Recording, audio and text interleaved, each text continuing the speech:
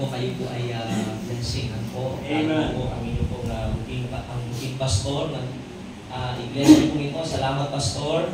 Salamat po. Kay Ma'am, thank you po Thank sa you for fellowship. coming. No po, na-enjoy po namin yung pagkain, yung kwentuhan, at yung mga members po. No? Sana makabalik kami ulit. Yes! Amen. Dati po makasama po ng mga members, family camp. Dati ka rin po kami sa church po ninyo. Sige po mga kapatid, tayong lahat ngayon ay tumayo. 2 Timothy chapter 4, verse 6 to 8.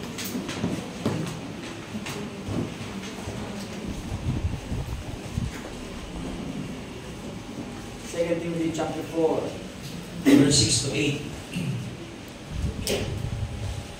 Okay, kung nariyan po kayo sa dalawit ng choir, finish well. At ito po ang magiging topic po natin sa oras na ito, no po? Finish well. Amen? Finish well. Mga kapatid, makikita natin, ano po, marami po mga tao na nagsimula ng tama at nagpatuloy ng tama, pero hindi nagtapos ng tama. No? Actually, you may start well and continue well. Pero ang tanong po magtatapos ba tayo ng tama? Amen po? Actually, nung tayo makakilala po sa Panginoong Diyos, wala tayong ibang hangarin kundi yung maglingkod sa Panginoong Diyos. Amen po? Because ako naniniwala, walang naligtas ngayon, kinabukasan ay gusto nang mag-backslide. Are you listening? Yeah. Because that is the time we experience yung pinalaya tayo ng Panginoong Diyos. Amen? At sabi nga po, yung pinakamasayang araw na hindi natin makakalimutan sa ating pong buhay bilang isang Kristyano ay nung araw tayo naligtas sa Panginoong Diyos. Amen po? Halos lahat ng bagay na gusto natin gawin ay dapat magbibigay-lugod sa Panginoong Diyos.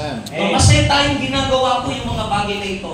But I believe mga kapatid, may mga pagkakataon minsan na along the way, nawawala tayo, na out of track po tayo. So ngayon po, pag-aralan natin, I hope that our heart's desire is not only to serve sa Panginoong Diyos sa ngayon, kundi tapusin natin ang tama. Amen po? Meron po akong namimit na mga Kristiyano, I don't know if you will agree with me.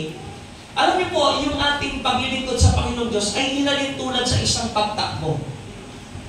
Ibig ko sabihin ng pagtakbo, kahit gaano ka man kabilis, pero pag hindi mo tinapos ang iyong takbuhin, masasayang mo lang.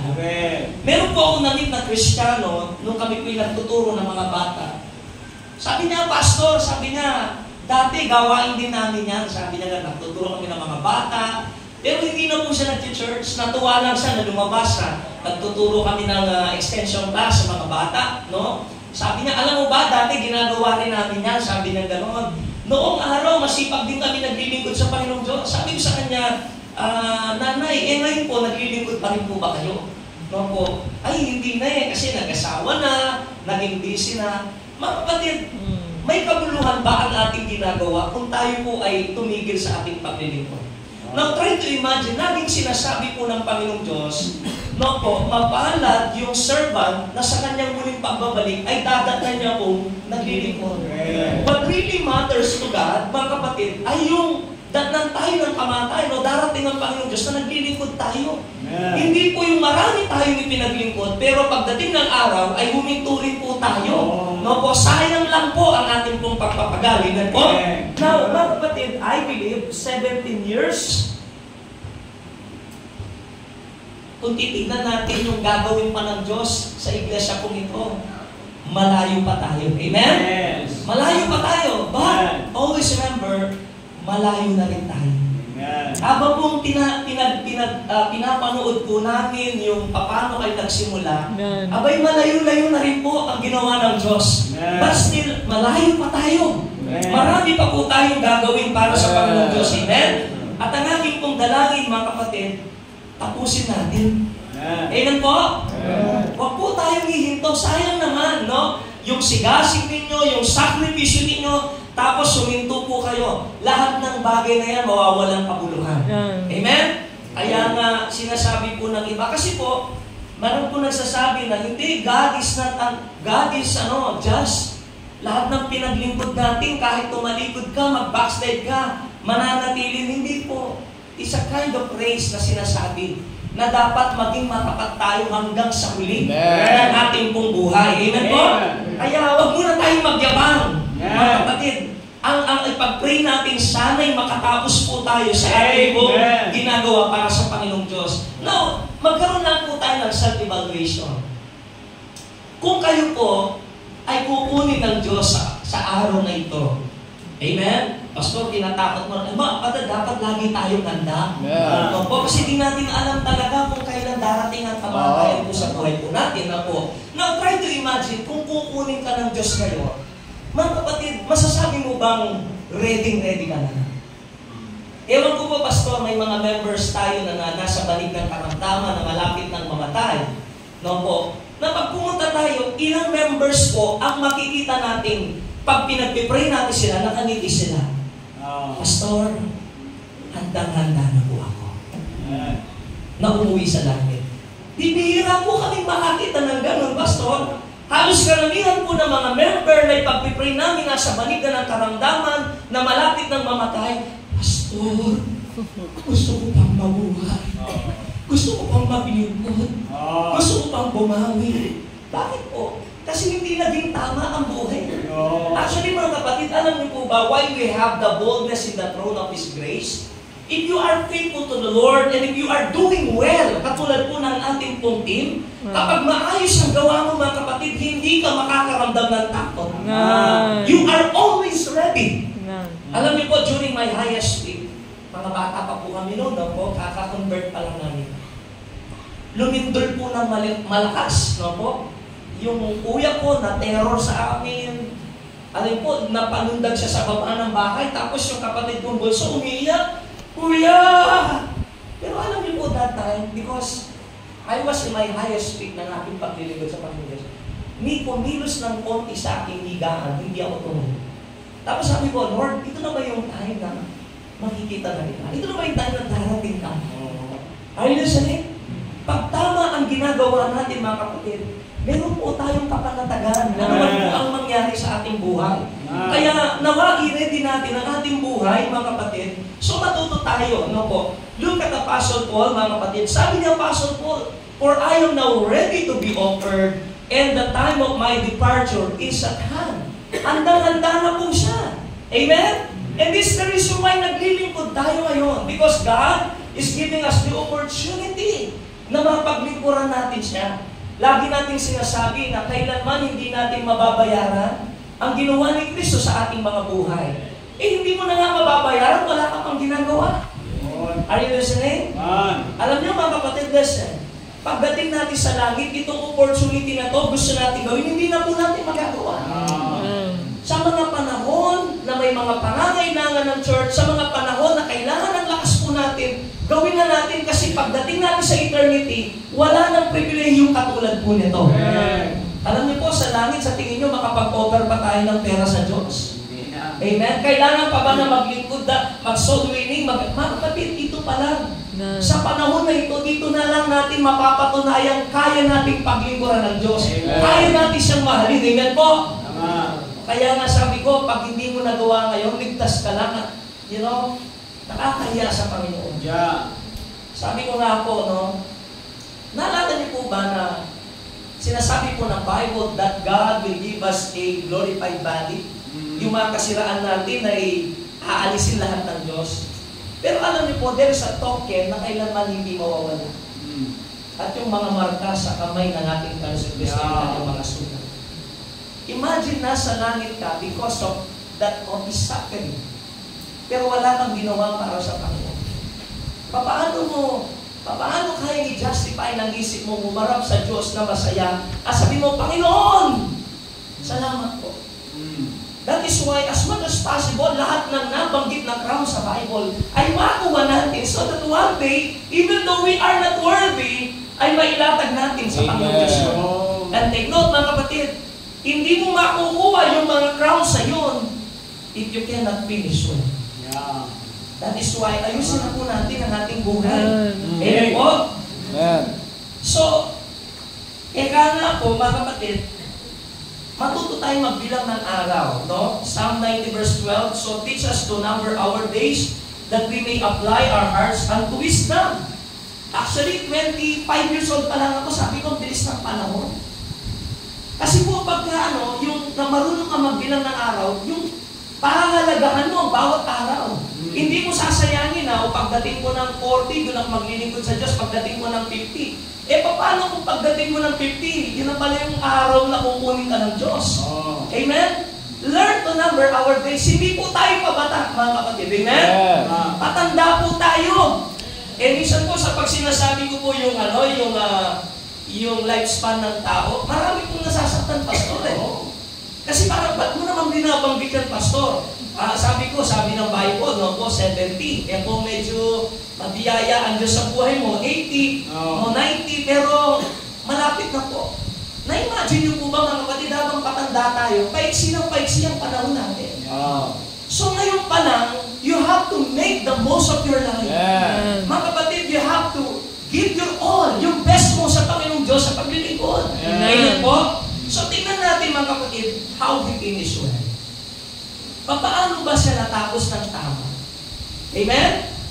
Before he admonished Timothy, ang sabi niya sa Timothy, 1 Timothy chapter 6 verse 12, fight the good fight of faith, lay hold on eternal life, whereunto thou art also called, and hast professed a good profession before many witnesses. Number one na makikita natin, mga kapatid, na nagtagumpay siya, doon sa kanyang sulat, sabi niya, I have fought a good fight. Nakipagbaka ko ng mabuting pakikipagbaka ng pananampalataya. Amen? So, number one, mga kapatid, we have to fight the good fight of faith. Amen? Before na, mga kapatid, alam niyo po ba na hindi mo pwedeng paglingkuran ng Diyos apart from the church? Alam niyo po, kung kayo po ay totoong nakakilala at tumanggap sa Panginoong Diyos, hindi mo pwedeng mananampalataya ka na wala kang kinabibilangan na simbahan. Amen po? Mga kapatid, the glory of the Lord is in the church. You cannot please the Lord and you cannot even glorify the Lord outside the church. Kaya po ang isang tao, the sure foundation na sinasabi na ang Diyos ang nagtatag, na kung saan ay hindi masasayang, walang iba po kundi ang kanyang church. That's why outside the church, you cannot glorify God. Kahit sabihin mo pang tumanggap ako, gumagawa ko ng tama, mga kapatid, hindi po magiging counted lahat yan. Kailangan kasama ka at kabilang ka sa church ng Panginoong Diyos. Sinasabi ng Panginoon. Amen? That is why pagkaan sa tao di na gumagawa ng tama, inaalis ng Diyos sa church. And I believe in this church there is discipline. No po, na pag hindi na gumagawa ng tama, inaalisan natin ng pribilehiyo. Because the Bible says, ano ang itinali sa lupa ay itinali sa langit. At ano ang kinalag sa lupa ay kinalag sa langit. That is the authority of the church. Nung sinabi natin ang tumanggap, na baptize, mga kapatid, si brother so and so, sister, ay isa na ngayong parte ng iglesia nito, itinali sa lupa, itinali sa langit. Pero yung ikinalag natin, mga kapatid, dahil ito ay hindi na gumagawa ng tama, di na nagpapasakop, nabubuhay sa kasalanan, inaalis na po natin ang karapatan niya sa church. Ang kinalag sa lupa ay kinalag sa langit. You see the authority of the church.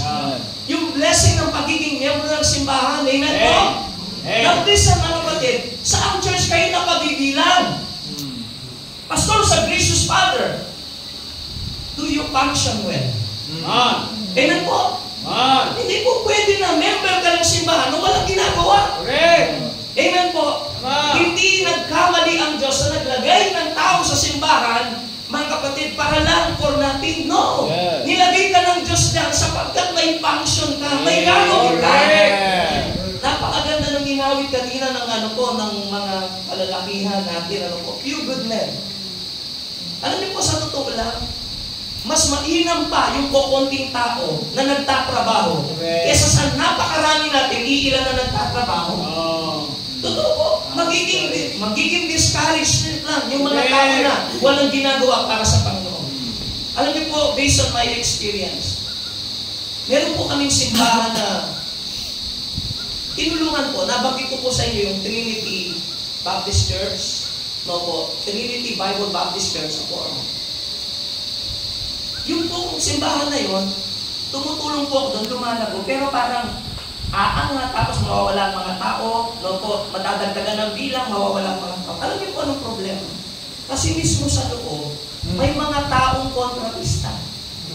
May mga taong hindi nagpapasakot. So, nung magpastor na po ako sa Grace, nung may ilagay na pastor ang Diyos doon, ganun din po ang problema. Sabi ko sa kanya, Pastor, hindi po aayos ang simbahan ninyo hanggat hindi natin nadidil kung sino sa loob ng iglesia yung problema. Sabi ko, either tayo ang lalabas o sila ang lalabas kasi hindi po lalago talaga hanggat nandyan ang mga tao na nagiging problema ng simbahan. Alam niyo po, hindi siya naniniwala until nag-decision sa one time, manili kayo, nung kinalis ang mga problema, nagbumag church. Kasi hindi po, tandaan niyo po, ang maliit na lebadura, pinapaalsa ang buong tinapay. Pag ang kasalanan hindi natin dinil, mga hawa po yan. Pag may mga Kristiyanong walang ginagawa, later on, may maahawa tayo, pwede naman palang walang ginagawa. Pero kung lahat ay nagtatrabaho, listen to this, mahihiya kang walang gawin. Kasi lahat nagtatrabaho sa gawain ng Panginoong Diyos. Amen po. I hope sa oras kong ito, makita natin mga kapatid, ano bang ibig sabihin ng fight the good fight of faith? Mga kapatid, kailangan ang bawat membro may mga ginagawa. When we stop to engage to the battle, mga kapatid, if you don't feel the struggle to your Christian life, maybe you stop running for the Lord. Or you stop fighting. Sa simbahan po, laging may pressure. Amen po? Kaya pag ayaw mo ng pressure, yan yung mga tao na pagka may mga laban na sa church, umaalis na eh. Opo? Pag mga event lang na masasaya, dyan lang sila lumilitaw. Pero pagka may mga labanan na, yung kailangan involved, yung kanilang mga sarili, yung kanilang mga financial, mga kapatid, nawawala na po. Alam niyo mga kapatid, we have to fight the good fight of faith. Sabi nga ng Bible, no, for we wrestle not against flesh and blood. Hindi po ito suntukan. Mga kapatid, may kaaway po tayong diablo. Amen? Na parati po napitigilan tayo sa gusto nating gawin para sa Panginoong Diyos. Napansin niyo po ba mga kapatid, pagka tayo mag-i-invest sa mga sarili natin, hindi man lang tayo nangihinayang. Kahit napakamahal yan, kahit wala namang kakwenta-kwentang bagay, pero dahil gusto natin, hindi tayo nangihinayang. Amen? Pero minsan, napakalit na halaga pagdating sa gawain ng Panginoong Diyos, parang nagdadalawang isip pa tayo kung ibibigay natin o hindi. Why? Kasi si Satan, lagi nang sinasabi, anong kasayangan yan? Parang si Judas Iscariot, ano? Nung binasag po yung mahalagang pabango sa paanan ng ating Panginoon si Kristo, anong kasayangan yan? Mga kapatid, pagdating sa Panginoong Diyos, walang kasayangan. Alam niyo, yung testimony namin, kami po ni Madam, yung pamilya niya rin, galing din sa hirap eh. Pag pinagkwento po, pero naging matapat sa Diyos. Kami naman po, mga kapatid, dahil masalimuot po yung pamilya po namin, yung kwento ng pamilya namin, salamat po, merong isang nagsuko ng buhay sa Panginoon. At ako'y naniniwala, pagka nagsuko ka ng buhay sa Panginoong Diyos, minsan, pati mga mahal mo sa buhay, nadadamay. Sa pagpapala po ng Diyos. Sila po, yung magulang niya nagtapat, mga kapatid, binless sila ng Panginoon. Kami po, mga kapatid, sa hirap ng buhay, hindi ako makapaniwala paano nakatapos yung ate ko, yung kuya ko, no po, yung bunso naming kapatid. Ang pati kuya ko po, mga kapatid, multi-millionaire. Sabi mo, kaya sila pinagpala sapagkat meron pong naglilingkod sa pamilya. Walang kasayangan. Pag nag-invest tayo sa Panginoon, mukha lang nakakatakot, pero yung palang ginagawa natin sa Panginoon Diyos, one day we shall reap if we faint not. Yun ang sinasabi ng Bible. So, huwag tayong matakot mag-engage sa battle. Ano yung mga battle? Ano mang challenge na binibigay ng lingkod ng Diyos? Mag-join lang tayo. Amen? Eh, minsan po, nag-preach ako sa church. Marami po sa mga young people namin, ayaw sumama sa camp, pastor. May mga kanya-kanyang dahilan. And sabi ko gano'n, nag-preach about sa man of God. No? Ang Diyos ay nagbigay ng pastor. He will give you knowledge and understanding. In 10 minutes ko po, my sheep hear my voice and they follow me. Are you blessed to have a pastor? Amen! Ang saya ng church eh. No po, amen. By the way, do you have a pastor? Na-shock sila. Oh. Who is your pastor? Pastor Bokoy. Oh. Pastor Bokoy, sabi na. Ako ba yung pastor nyo? Sabi ng gano'n. If I am your pastor, then, bakit hindi kayo nag-uobey? Kung sa kapakanan naman ng espiritual na buhay ninyo, kung kalooban naman ng Diyos, if I am your pastor, ako nilagay ng Diyos na leader nyo, you ought to obey. Amen? Listen to this. If you have a pastor, anumang vision na nilagay ng Diyos, anumang burden na nilagay niya sa kanyang puso, gawin po ninyo. Amen? Mahirap mga kapatid na naniniwala kayo may pastor pero hindi kayo naniniwala sa kanyang vision. Hindi kayo naniniwala sa knowledge na kanyang pinipreach. Are you listening? We have to do it. Support the leadership of your pastor. Amen po? Support. At magiging maayos po. Alam niyo mga kapatid, yung aming mga miyembro, batang-bata ako, maraming matatanda doon. Pero nagiging maayos ang gawain ng Panginoong Diyos because they know how to submit. Pag sinabi mo sa bagay, pastor, at hindi naman po nabigo, alam niyo, pastor, more than 80, halos 80 na young people sumama po sa camp. Kahit may mga trabaho. Sabi ko, mga kapatid, kailangan ninyo, kasi nararamdaman ko yung pananamig ninyo, kailangan nyo ang camp na ito. So, pinapunta ko sila. Alam niyo po, mga kapatid, merong ilan na hindi sumama. Pero yung mga sumama, kahit may test po sila, pastor, babagsak kinabukasan. Kung hindi pa daw papasok doon sa araw na yun, babagsak siya. Anong nangyari? Bigla yung test nila. Ang dami pong mga testimony na ginawa ng Diyos. Bakit po? Hindi ipapahiya ng Diyos yung lingkod niya. Kung sa kapakanan naman ng spiritual na buhay ng church. Are you listening? So ano po yung mga battle natin dito? You know, maraming simbahan lilipat sa mga simbahan na wala pong mga kaplano-plano, walang vision. Gusto ng mga miyembro yung puro kuha ng kuha. Yung bang blessing na, prosperity gospel, pagpapalangin kayo, mahal kayo. Pero about giving, about soul winning, hindi nila kaya yan. Amen po. Kaya maraming Kristiyano naghahanap ng simbahan na hindi sila mapipresyon. Pero mga kapatid, pag naglingkod tayo sa Panginoong Diyos, always remember this, Satan is going to oppress the church of God. Pag sutunin na simbahan ng Diyos yan, he is going to persecute the church. Amen po? Kaya nga, sabi ng Diyos, love the church. Mahalin natin ang Diyos, mahalin natin ang church. Kasi hindi natin magagawa ang kalooban ng Diyos kung hindi natin kayang mahalin ang Diyos at ang kanyang iglesia.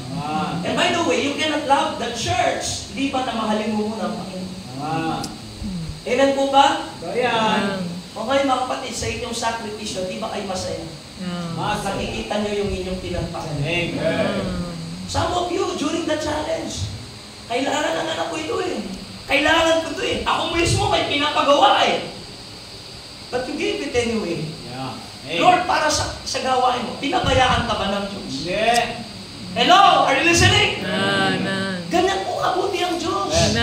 Fight the good fight of faith. Huwag kang umasa sa kakayanan mo. Yung pananampalataya mo ang ilaban mo. Amen po? You know, Apostle Paul, how he managed things. Imagine nyo po, yung kanyang pinagdaanan, hindi biro, mga kapatid.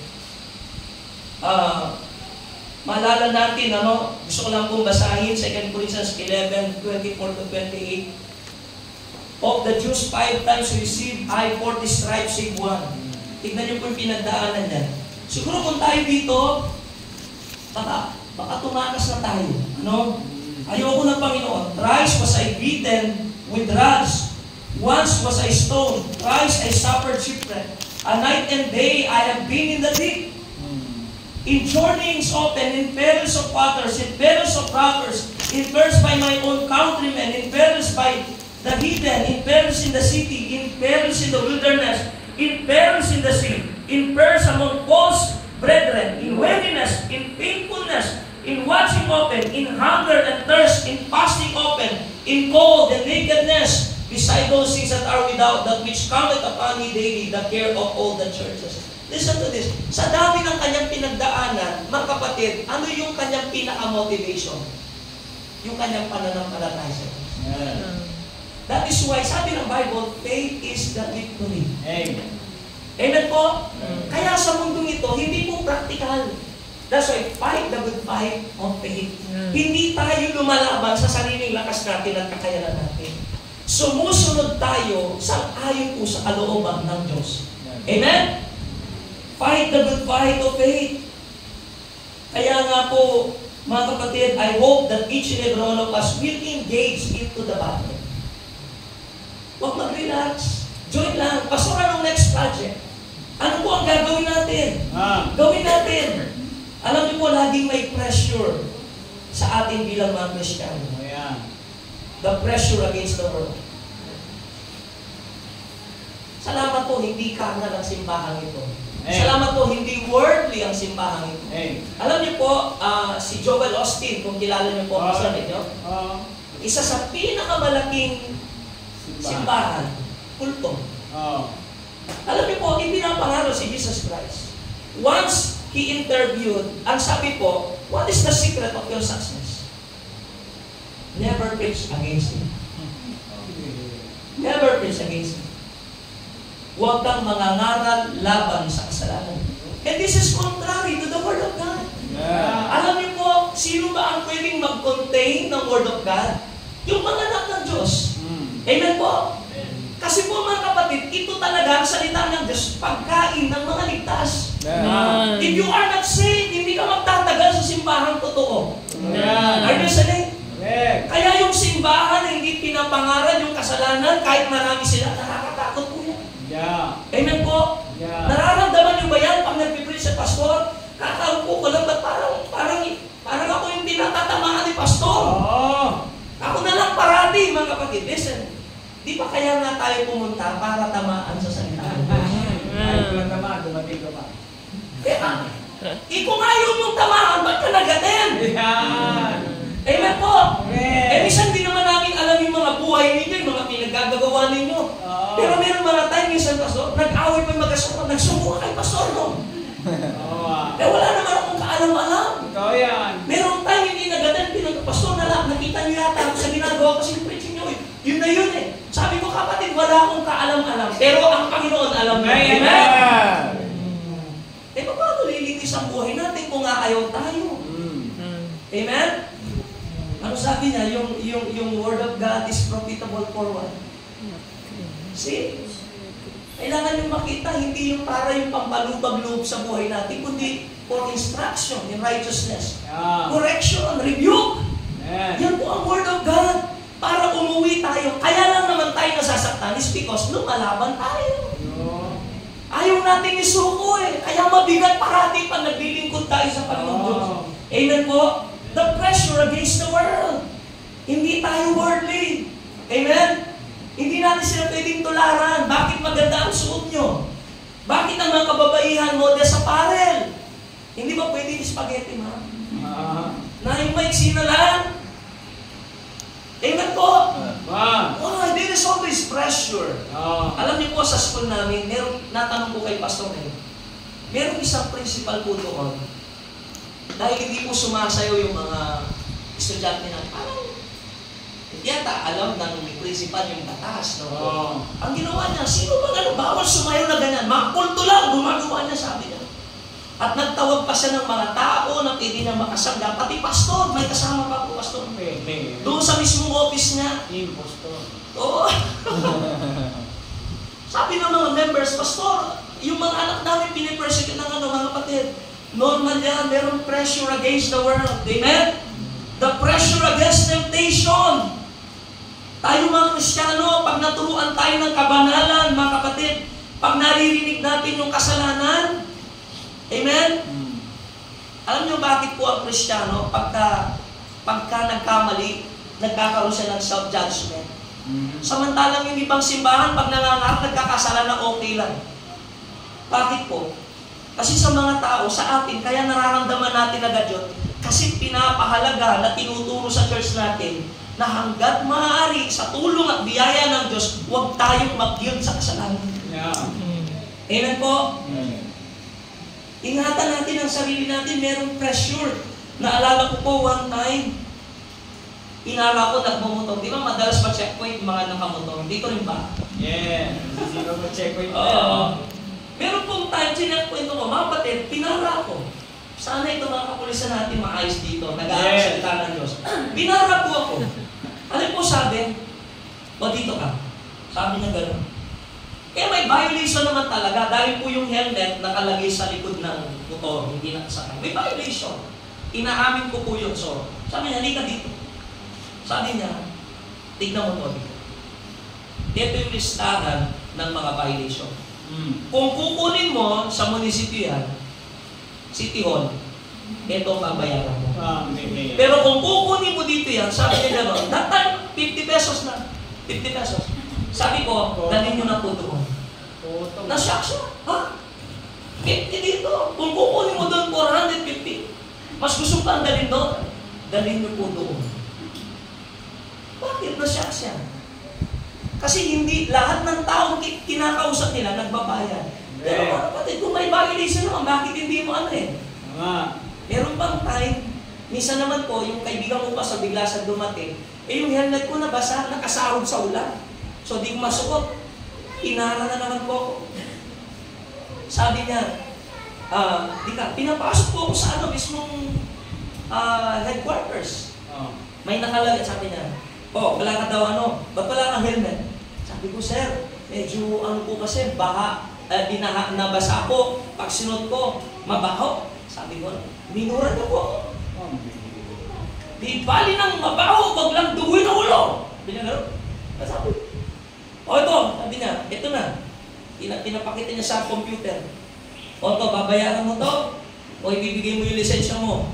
Sa sabi niya, magbabayad ka, sabi niya, hindi, i-ano niyo na lang po, sabi ko, kung saan niyo dadalhin yung lisensya mo. Ibigay niyo na lang po doon, sabi ko. Sabi niya, nagmura-mura po siya, kapatid. Sige, alis ka lang. Maliit na bagay. Pero pag ginawa mo, masakit. Kasi di tayo nasakit sa ganun. Are you listening? Alam niyo mga kapatid, salamat sa simbahan ito, may pressure pa rin sa kasama. Naranasan niyo bang makapanood ng picture, aksidente mong nakita? Naranasan ba nakapagsalita ng pangit sinasaltan mong bibig? There is so big pressure.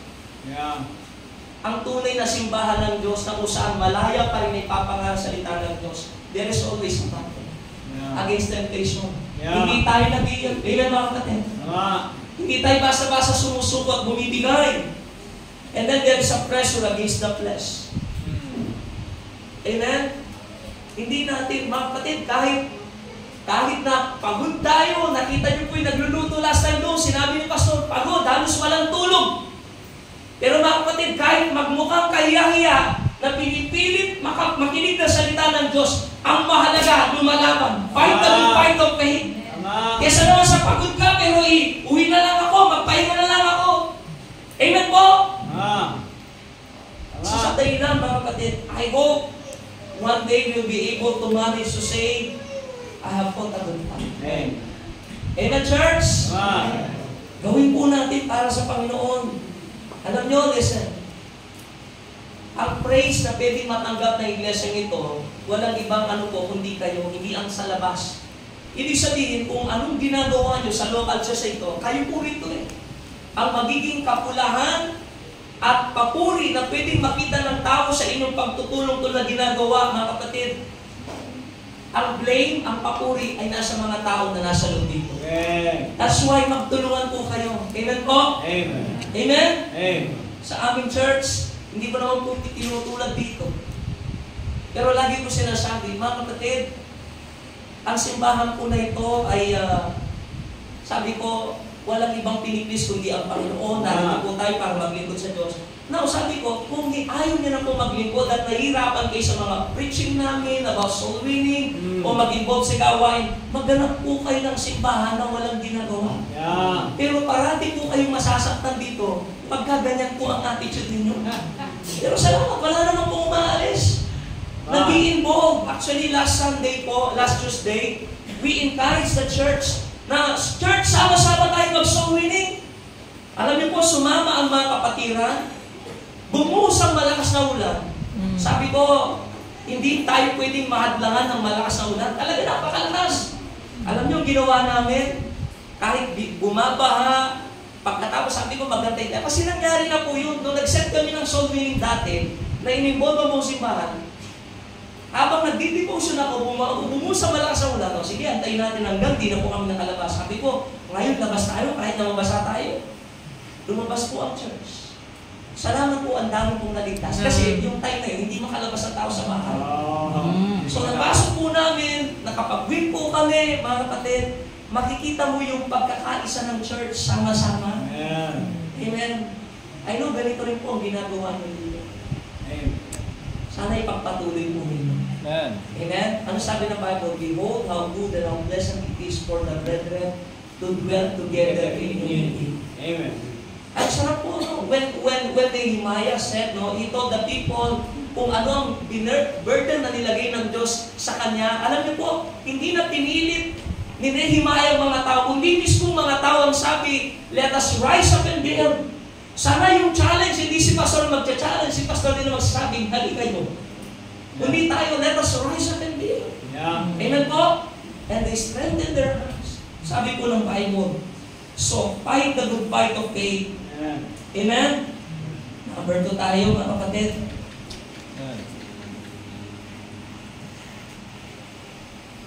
Finish well, para matapos po natin ang ating pong takbuhin ng tama, we have to fight the good fight of faith. Number 2, mga kapatid, we have to finish our course. Amen? Tapusin po natin ang ating pong takbuhin. Tapusin natin. Now, I believe with all my heart, hindi po lahat tayo ito tinawag na magpasto. Amen? Pero ako naniniwala, hindi lang ang pastor ang dapat magsuko ng buhay sa Panginoon. Ako naniniwala, mga kapatid, lahat tayong mga Kristiyano, kailangan natin isuko ang mga buhay natin sa Panginoong Diyos. Sapagkat may kanya-kanya tayong panawagan sa Panginoong Diyos. Amen? Iba't ibang panawagan, but in the same race.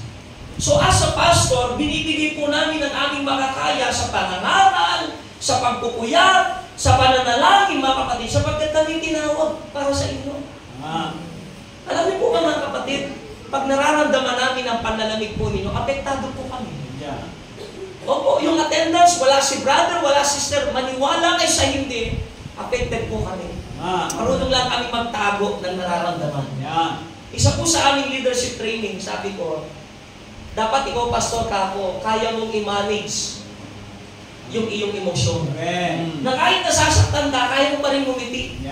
Na kahit galit na galit ka, kaya mo magpigil ng galit. Makiusap ng mahinahon. Amen? Alam niyo po, mga kapatid, as a pastor, marami man kaming gustong gawin. Pero mga kapatid, dito kami tinawag ng Panginoon Diyos. Pag may mga pangangailangan, how we pray, sana disesman na lang kami pagdating doon, mapunuan namin ang mga pangangailangan. Pero dito kami tinawag eh. Are you listening? Pero ako naniniwala, naglagay ng tao ang Diyos sa kanyang simbahan para mapunan lahat ng pangangailangan. Amen po? Kung gagawin lang natin yung ating part, kaya lang mahirap mga kapatid, nakikipaghabulan tayo sa mundo. Hindi natin tapusin yung race natin sa Panginoong Diyos. Bawat anak ng Diyos, merong gustong ipagawa ang Diyos sa atin. Amen po? Merong gustong ipagawa. 1 Corinthians 6:20, for you are bought with a price. Therefore, glorify God in your body and your spirit, which are God's. Alam niyo mga kapatid, pag-aari na tayo ng Diyos. Sana ang investment natin sa Diyos. Hindi sa mundo ito. Amen? One day yung testimony ng gracious Father. Tignan mo yung mga tao, simpleng tao lang, pero tignan mo yung na-accomplish niya sa Panginoong Diyos. Why? Because they give their heart sa gawain ng Panginoong Diyos. Amen? Actually, sa aming church, sa totoo lang po, siguro last pandemic, in just 1 year, baka ang pumasok sa amin ni Madam mga 4 million. Just 1 year. And then tuloy-tuloy po may nangyari. Pero mga panahon na may binibenta pong bahay, gusto na po namin bilan sa subdivision pastor. Pero alam niyo po mga kapatid, sabi ko, unahin na muna natin yung gawain ng Panginoon. We invest. Pag po magbisita kami sa mga simbahan, mga kapatid, ang sarap. Yung fulfillment pastor na pag makita mo yung gawain, may nangangailangan ng tulong, nag-i-invest po kami. Sa lupa, one time narinig namin, nag-invest po kami. Pag ganun nakita namin kulang, nag-i-invest po kami. Pero alam niyo po ba mga kapatid, akala namin mauubusan kami, pero ang Diyos patuloy na po. Yes. Pero isang bagay lang, sabi ko, kung ano mang ipon namin, meron kaming vault doon kasi. Pero vault lang. Baka gusto nyo buksan. No. Meron kaming vault doon, at meron konting pera. Pero sabi ko, kung ano mang laman po ng vault na yun, latak lang ng mga bagay na ini-invest namin sa gawa ng Panginoon. Pero alam nyo ang pinakamasarap? There is content. Amen. Amen? Alam niyo po ba yung isa sa the most expensive na bagay na hindi ma-afford ng tao is content? Yeah. Maaaring magkaroon ka ng maraming pera, pero kontento ka ba? Yun. Pero alam niyo po, pag minahal mo ang Diyos, ang sarap po. Nasa Kanya mo pinagkakatiwala ang lahat. Tama. Nagkukulang ba? Hindi naman po. Hindi po, di ba? So, nagpakakakalub ang Diyos. In fact, mga kapatid, minsan pastor na kami, nakikita ng mga tao kung ano yung pagpapalong binibigyan ng Diyos. Meron pa rin mga tao hindi maawat na gustong tumulong sa amin. Amen. Sabi ko nga, kahit mawala lahat yan, mga kaibigan lang namin, hindi kami papabayaan. Ito kasi. Amen.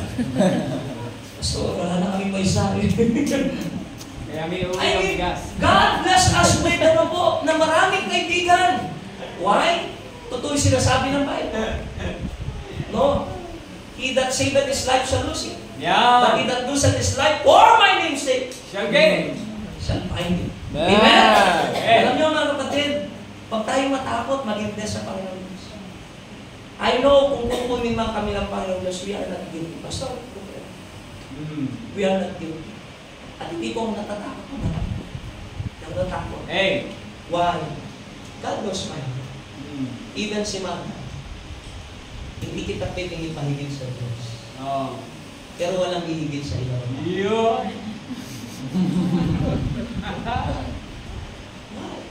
We've learned. Bago po kami, nung naliligaw pa lang po ako, lagi ko sinasabi sa kanya, magpapastor ako. Kung hindi mo kaya i-give up ang lahat, huwag na lang. Ay, umiyak. Ganyan tayo pag-bakit. Wow! Naglupang-ipa. You know, ang sarap kong pagtingwar ng Panginoon. Amen.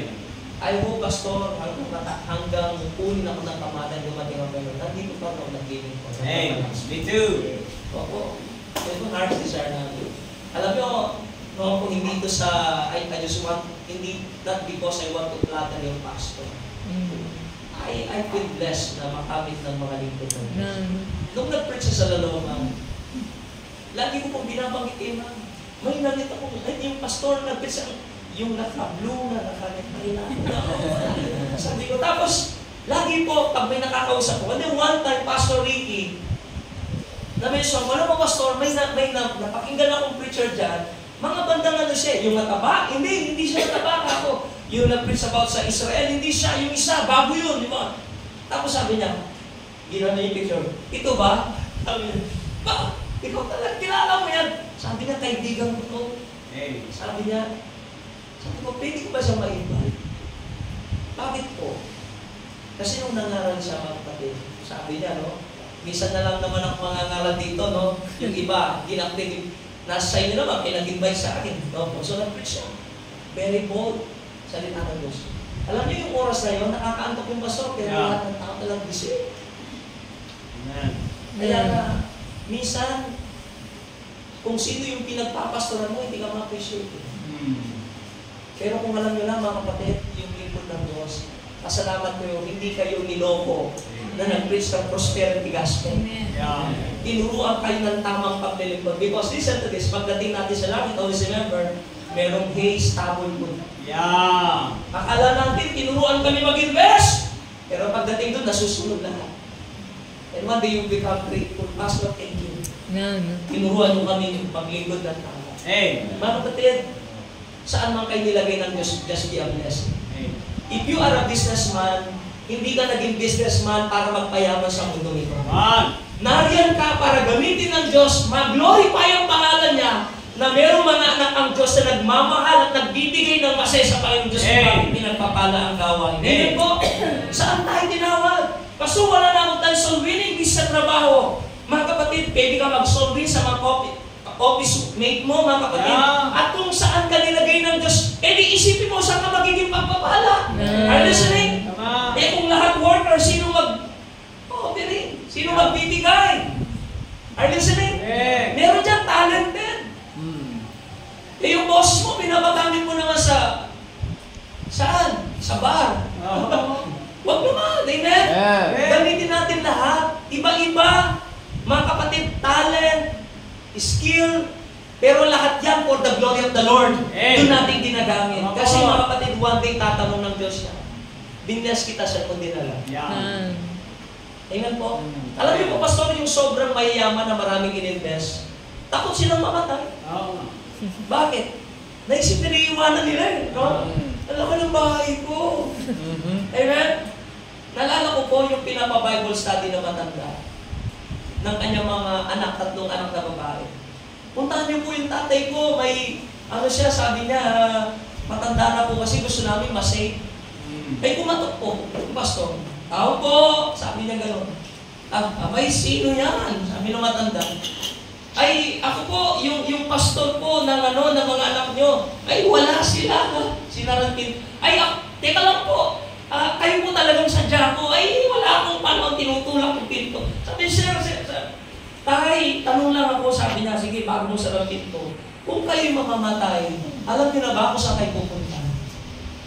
Papaano ng aking lupain? Tay, hindi ko ilang tanong ko. Kung kayo mamamatay, saan kayo pupunta? Paano ng aking mga ari-arihan?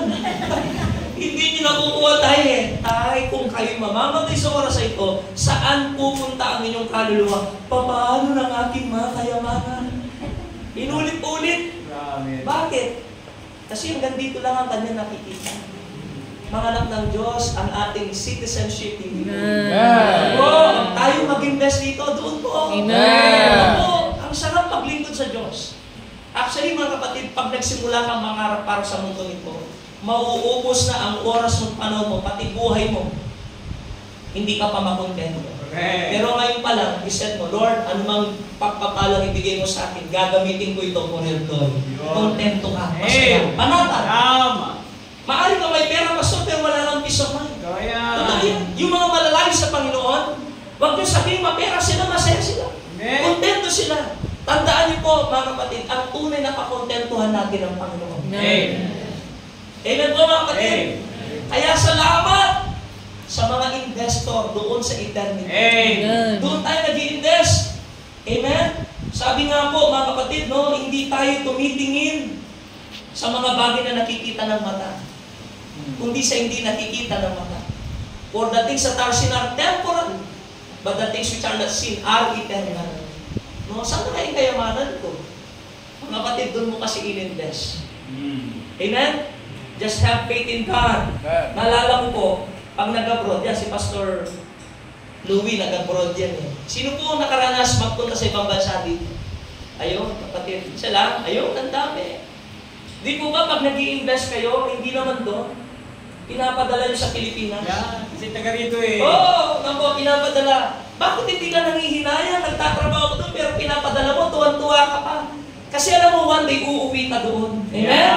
Alam nyo, it requires faith para maintindihan nyo lang, hindi sayang yung in-invest nyo sa Panginoon. Diyos pa ang pagdududahan nyo, samantalang sabi niya, He's not unrighteous to forget your word. Huwag tayo magduda sa Panginoong Diyos.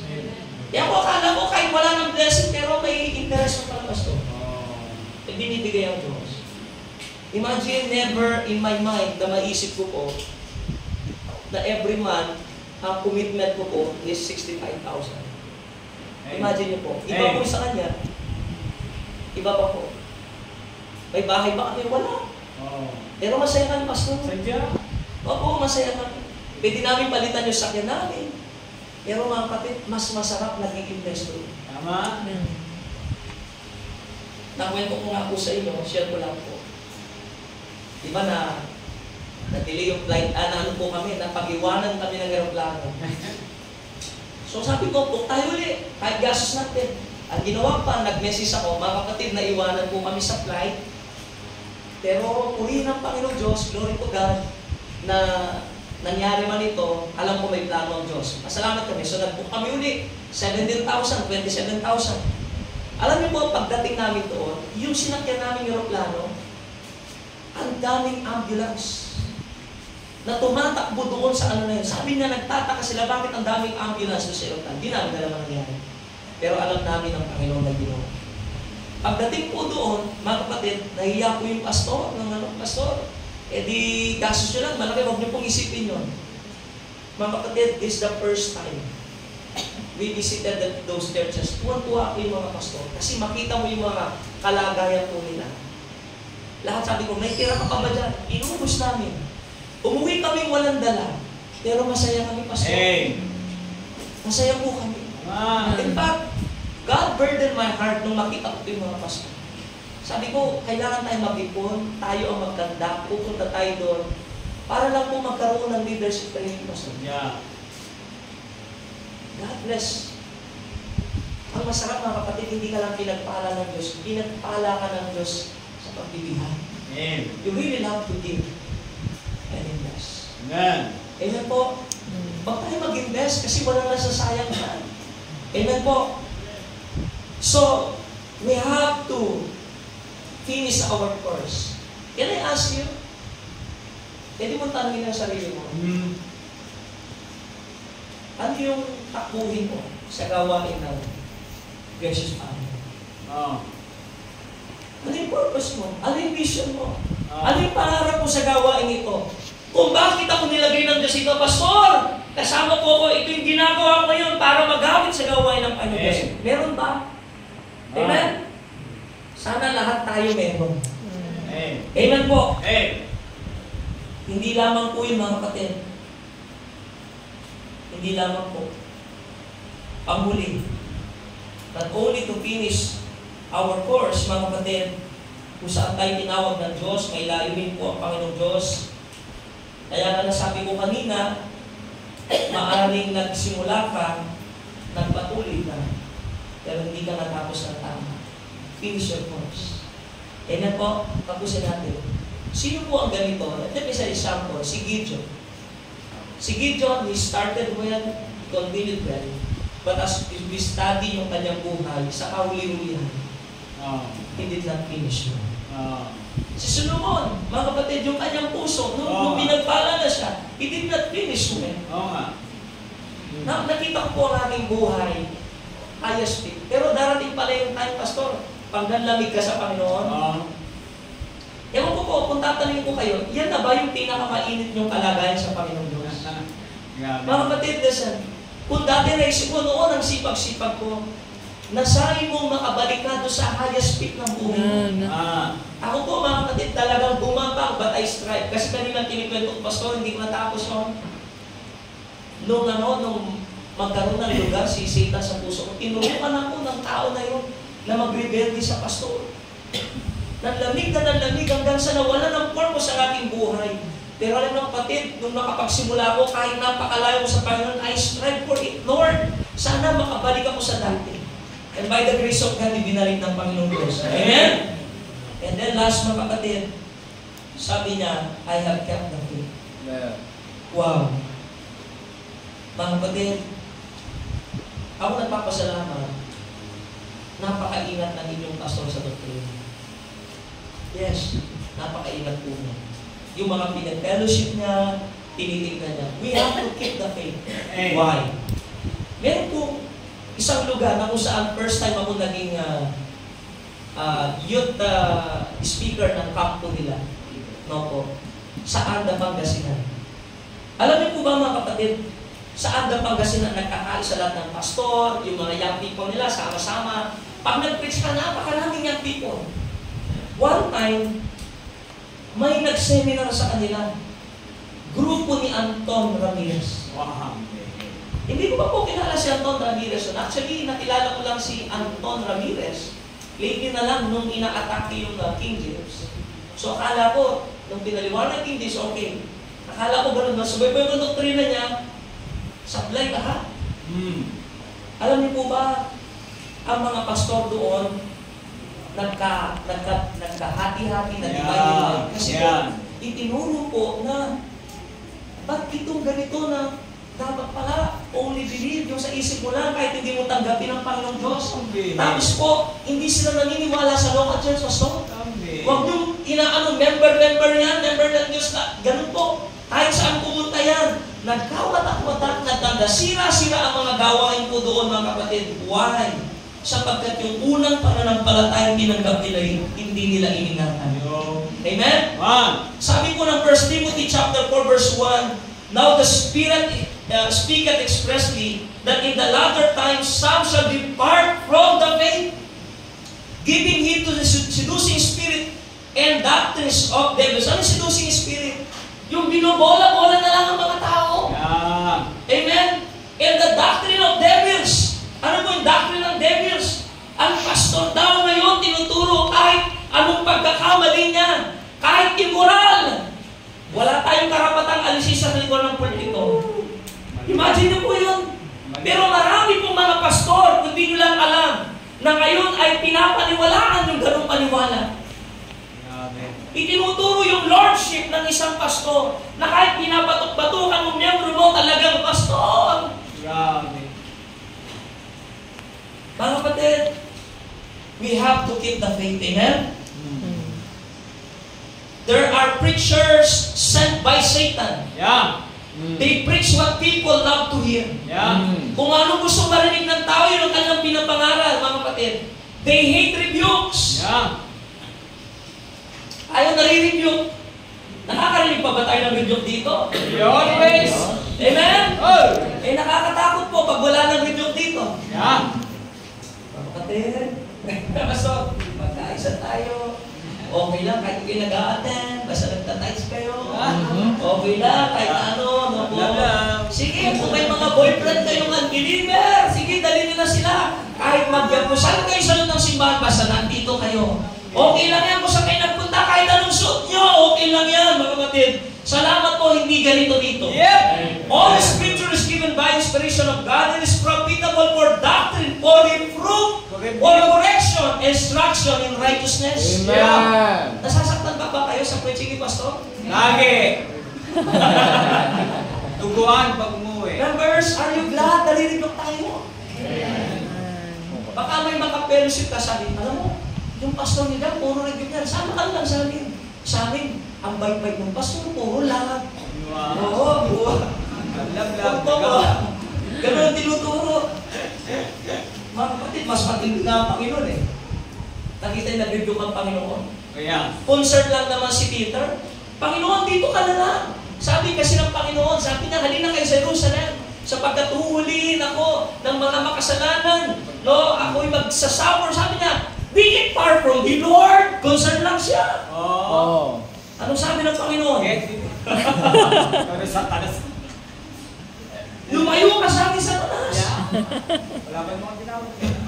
Wala akong patinawag sa tansin. Malapit na. Imagine mo yun. Kayong lahi ng mga ulupok, mga ganun ba? Pero, hindi si Cristo preacher dito. Mga kapatid, mahalin natin ang review. May sinabi ang Proverbs. Yung mangmang daw, pang ni-review, namumuhi sa nag-review. Pero yung wise, lalong minamahal. Yes! Amen? Sino ito? Ganyan kay Pastor. Wala. Hindi nila pinaalata. Ganun po sinasabi ko yung mga kapatid. Kung ganito yung sa akin, ayaw nyo na review. Amen? Pero mga kapatid, salamat na sanay tayo sa ganito. Amen. Praise the Lord. Pastor, wala pa naman ako nakikitang tumitingin na masamang tingin sa akin habang nag-iusap. Nakikita ko sila nag-i-enjoy yan sa review. Nag-i-enjoy sa review. Amen. Amen to, members? Amen. Amen. Kailangan natin mga kapatid, stay in the sound doctrine preaching.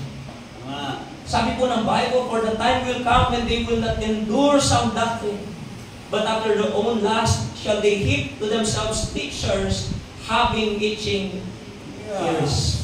Wow, no? Alam niyo, may kakompetensya na tayo ngayon. Dati kasangga natin yung mga kapwa natin Baptist. Nakakalungkot po, minsan, dito ka na lang, strict yung pastor mo. Puro mission ang pinapangarap. Ako, pinapangarap ko lang, ako lang ang bibigyan nyo, hindi lang ang mission. Sakit. Amen? Darating po yung panahon talaga, magbabago mga sila. Sana, Pastor, gabayan ko po kami. Amen? Praise the Lord. Let us encourage one another. Amen. Maubusan man po kami ng mga kaibigan, kung hindi maninindigan, ang kapatid tatay po. Before I close, gusto ko sabihin ko sa inyo. Noong nagpastor po ako sa Del Carmen, halos nakapalibot po doon, mga Southern Bap, mga alam niyo po ba na weird sa kanila yung doctrine ng tinuturo namin? Pag nagpipreach po kami sa soul meeting, sumisigaw kami, meron po mga baptizo na tinitignan, hindi ganyan na nangangarap, ba't kailangan kayong sumisigaw pa? Tapos po mga kapatid, merong evil report doon na stricto yung pastor dyan, ganyan dyan, maraming bawal dyan, halos karamihan po ng baptizo doon, ganun po. Pero kung di ako nagbabago sa kanila, nakangiti lang din po mga kapatid. Pero alam niyo po, sa biyaya po ng Panginoong Diyos, may mga nakaibigan kami mga pastor, doon din.